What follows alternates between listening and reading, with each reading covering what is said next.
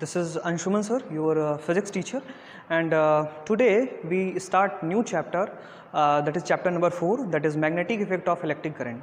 Dear student, this chapter is too important. In the previous lectures we discussed our initial 3 chapters, right, and those chapters too important, so kindly prepare very carefully. Okay, so today's we are going to discuss magnetic effect of electric current, और ये chapter आपने class 10th में already थोड़ा बहुत पढ़ रखा है, तो ये चैप्टर काफ़ी इंटरेस्टिंग है और काफ़ी मज़ेदार चैप्टर है। तो आप लोग कॉपी पेन तैयार रखें और जिससे कि जो भी इंपॉर्टेंट पॉइंट मैं आपको बताऊं उसे आप नोट करते चलें, नोट्स प्रॉपर बनाते चलें और जो भी प्रॉब्लम्स आपकी आ रही हैं उसे आप बताते चलें। ठीक है, तो चलिए स्टार्ट करते हैं magnetic effect of electric current. तो सबसे पहले हम समझते हैं कि मैग्नेटिक इफेक्ट क्या होता है या मैग्नेट क्या होता है, इसके बारे में थोड़ा सा हम समझ लेते हैं। तो बेसिकली छोटी क्लासेस में पढ़ा है, ये हमारे पास एक बार मैग्नेट है, ठीक है, this is known as the bar magnet. एक रेक्टेंगल शेप मैग्नेट जो होता है उसे हम क्या कहते हैं, बार मैग्नेट कहते हैं। और बार मैग्नेट पे 2 पॉइंट्स होते हैं, इसे हम पोल कहते हैं, जहाँ पे इसकी शक्ति, इसकी जो ताकत होती है, इसकी जो स्ट्रेंथ होती है वो सबसे ज़्यादा होती है, इसे हम कहते हैं पोल। इधर की तरफ को हम नॉर्थ पोल कहते हैं और इधर की तरफ को हम क्या कहते हैं, साउथ पोल कहते हैं। और हम कहते हैं कि ये जो मैग्नेट है ये अपने चारों तरफ एक फील्ड क्रिएट करता है ना, जैसे इलेक्ट्रिक फील्ड आपने पढ़ा था कि किसी चार्ज के अराउंड जो है एक फील्ड क्रिएट होता है, सिमिलरली एक मैग्नेट के चारों तरफ एक फील्ड क्रिएट होता है, जिसे आप क्या कहते हो, मैग्नेटिक फील्ड कहते हो। So magnetic field is the field around a magnet, magnetic field is the field around a magnet, okay, up to which another magnet experience a force. जहाँ तक अगर हम, जैसे मान लीजिए यहाँ पे मैं कोई दूसरा मैग्नेट लेकर के आ रहा हूँ, ठीक है, आप जानते हो कि नॉर्थ पोल क्या करेंगे, रिपेल करेंगे, और नॉर्थ साउथ क्या करेंगे, एक दूसरे को अट्रैक्ट करेंगे। ठीक है, तो मान लीजिए आपके पास ये एक बार मैग्नेट है और इस बार मैग्नेट के पास एक दूसरा मैग्नेट आप लेकर के आ रहे हो, तो हम देखते हैं कि ये क्या करता है, या तो इसे अट्रैक्ट कर लेगा या तो क्या करेगा, इसे रिपेल कर देगा। दैट्स मीन कि इस मैग्नेट पे क्या करेगा, फोर्स लगाएगा। तो जहाँ तक एक ऐसा रेंज इस मैग्नेट का जहाँ तक कोई दूसरा मैग्नेट फोर्स एक्सपीरियंस कर सकता हो, उसे हम क्या कहते हैं, मैग्नेटिक फील्ड कहते हैं। So it is known as the magnetic field. Okay, so this is the basic definition about that, right. Now next thing is that what is the unit. अब मैग्नेटिक फील्ड को ही magnetic field intensity कह लेते हैं या उसकी power कह लेते हैं। तो मैग्नेटिक फील्ड की जो यूनिट होती है उसे हम कहते हैं that is Tesla, right. Magnetic field की जो एसआई यूनिट होती है, अगर हम बात करें एसआई यूनिट की, तो मैग्नेटिक फील्ड की जो एसआई यूनिट होती है वो होती है टेस्ला। अभी जैसे जैसे आप पढ़ते जाओगे चीज़ें क्लियर होती जाएंगी, पहले बेसिक आप समझ लीजिए। एसआई यूनिट जो होती है वो क्या होती है, टेस्ला होती है, राइट। इसको और भी कई सारी यूनिट्स में रिप्रेजेंट कर सकते हैं, जैसे सीजीएस यूनिट में बात करें तो उसकी यूनिट जो होती है वो होती है गॉस, राइट। क्या होती है, गॉस। सीजीएस यूनिट में से किस में मेजर करते हैं, गॉस में मेजर करते हैं। और अगर इन दोनों के बीच में रिलेशन देखा जाए तो 1 tesla is equal to 10 to power 4 gauss, ठीक है, 10 टू पावर 4 गॉस, ये रिलेशन होता है इन दोनों के बीच में, ठीक है। सो डियर स्टूडेंट्स, इसका इलेक्ट्रिक करंट से क्या रिलेशन है ये हमें डिस्कस करना है कि मैग्नेटिक इफेक्ट का इलेक्ट्रिक करंट से क्या रिलेशन है। तो सबसे पहले थोड़ा सा हम ये समझ लेते हैं कि ये कैसे इन्वॉल्व हुआ। तो एक साइंटिस्ट था जिनका नाम था ओरेस्टेड, उनका नाम था ओरेस्टेड। ओरेस्टेड ने क्या किया था, इसको एनालाइज किया था और एनालाइज करके ये बताया था कि एक करंट कैरिंग कंडक्टर जो होता है या फिर एक कंडक्टर जिसमें करंट फ्लो हो रहा है वो एक मैग्नेट की तरह बिहेव करता है, ठीक है। So here firstly we discuss the Oersted experiment. तो मैंने मोटी मोटी बातें आपको बता दी, इसको याद रखना है कि किसी भी मैग्नेट के चारों तरफ का एक फील्ड जहाँ तक कोई दूसरा मैग्नेट फोर्स एक्सपीरियंस करता है उसे मैग्नेटिक फील्ड कहते हैं।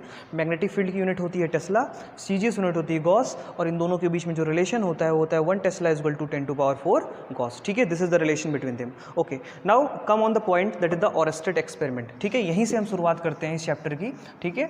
तो ये अभी मैंने आपको बेसिक बताया था, अब हम बात करेंगे ओरेस्टेड एक्सपेरिमेंट की, ठीक है, ओरेस्टेड एक्सपेरिमेंट, ठीक है। तो एक्सपेरिमेंट जो ओरेस्टेड थे ये एक्सपेरिमेंट्स वगैरह बहुत ज़्यादा किया करते थे। तो ये अपने लैब में काम कर रहे थे और किसी डिवाइस, इलेक्ट्रॉनिक डिवाइस पे काम कर रहे थे और उनके पास बहुत सारे मैग्नेट वगैरह या कंपास वगैरह पड़े हुए थे वहाँ पर। तो जब वो इलेक्ट्रिक सर्किट पे काम कर रहे थे तो वो सर्किट सही नहीं हो पा रहा था उनसे, तो उन्होंने गुस्से में आके उस सर्किट को फेंक दिया। तो वो एक जो है कंपास के पास, कंपास एक डिवाइस होती है जो हमें ये बताता है कि मैग्नेटिक फील्ड की डायरेक्शन में काम कर रहा है या मैग्नेटिक फील्ड है भी कि नहीं है, ठीक है, मतलब आसपास कोई मैग्नेट है कि नहीं है।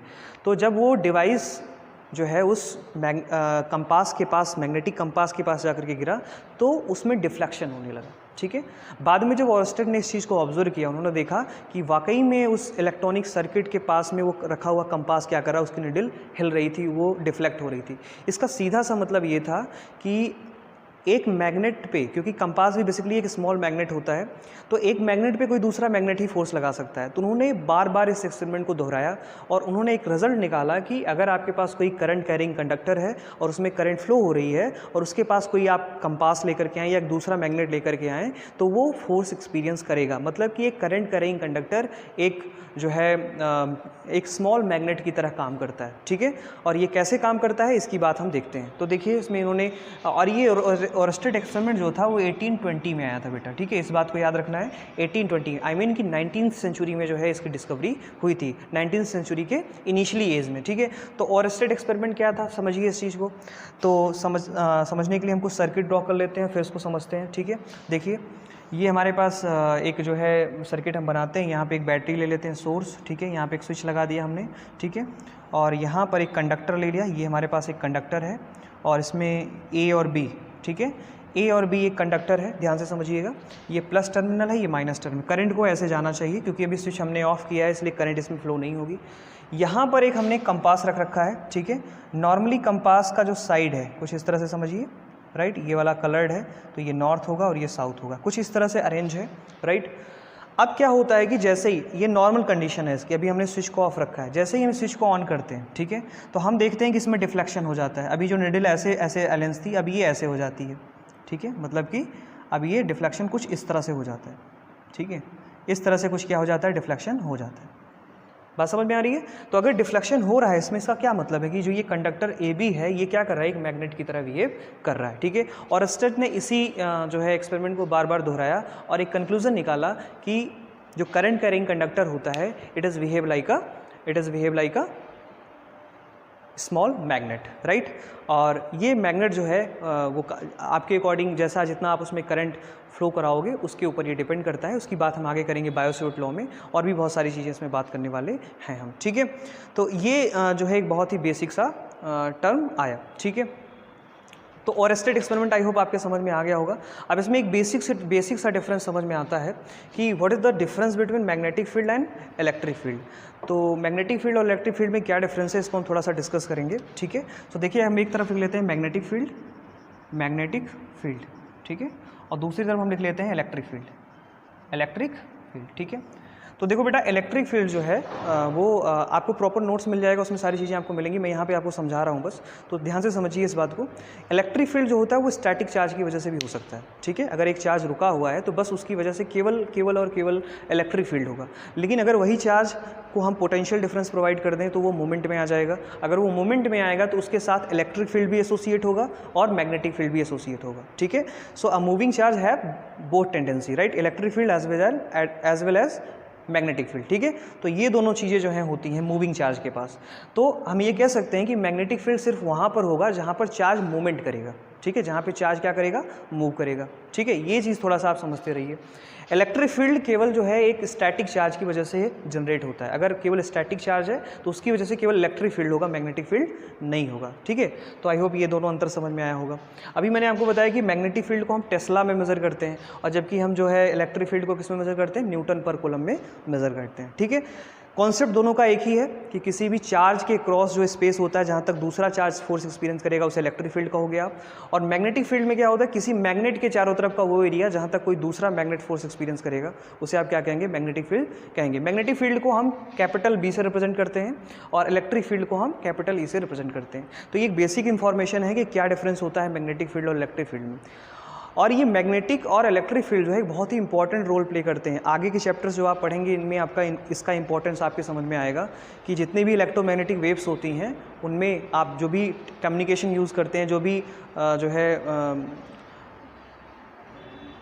भी कम्युनिकेशन के सिस्टम्स हैं वो सब के सब जो है इलेक्ट्रोमैग्नेटिक वेव्स पे डिपेंड करती हैं। और मैग्नेटिक फील्ड और इलेक्ट्रिक फील्ड के वेरिएशन से ही ये इलेक्ट्रोमैग्नेटिक वेव क्या होती है, जनरेट होती हैं, ठीक है।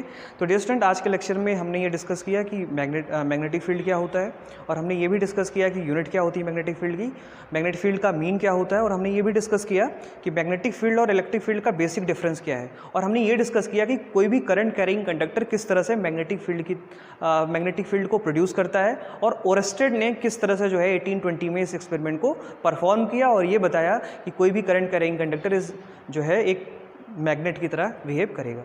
Okay dear student, next lecture में हम लोग एक बहुत ही इंपॉर्टेंट रूल की बात करेंगे, बायो सेवर्ट लॉ, जो कि बहुत इंपॉर्टेंट है, एग्जाम में क्वेश्चंस भी आते हैं।